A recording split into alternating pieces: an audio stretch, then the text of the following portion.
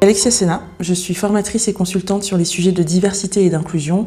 Donc en fait, j'accompagne les organisations pour créer une culture plus inclusive et plus respectueuse de tout le monde. J'ai aussi créé un podcast qui s'appelle Joyeux Bazar et qui parle de double culture, dans lequel j'interviewe des personnes sur ce sujet-là. Le mot tolérance pour moi, dans un premier temps, ça voudrait dire accepter l'autre. Parfois, quand on dit je suis tolérant ou tolérante, ça veut dire l'autre m'embête un peu avec sa différence, mais bon, s'il est loin de moi à la limite et que je le vois pas trop, ça va.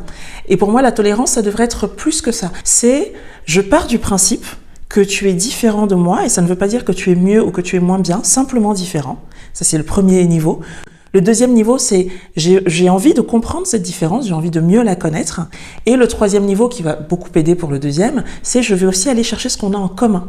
Je ne vais pas te voir seulement sous le prisme de ta différence, mais je vais me dire, après tout, on a forcément des choses en commun. Un lieu qu'on aime bien, un type d'exposition qu'on adore faire, on est tous les deux, j'en sais rien, des aînés de fratrie. Et en fait, si je commence par ces points communs-là pour ensuite aller chercher les différences, essayer de les comprendre, il y a de fortes chances quand même que ça se passe bien et que les accepter du coup ne soit plus un effort, mais soit quelque chose de relativement naturel pour moi.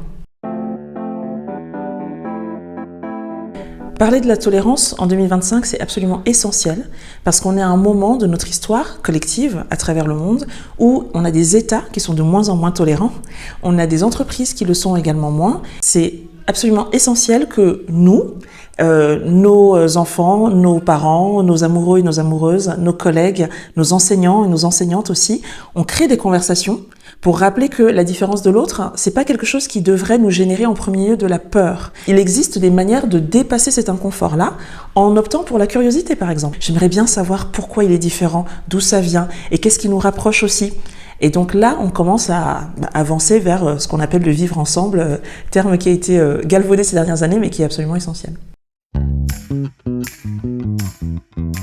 Dans chacune des interactions que nous avons avec un autre humain pendant la journée, dans le métro, au travail, à l'épicerie du coin, essayons de créer du lien. Le monde en a sacrément besoin. Je ne peux que vous encourager à embarquer dans cette aventure qui consiste à aller à la rencontre de l'autre et de sa différence.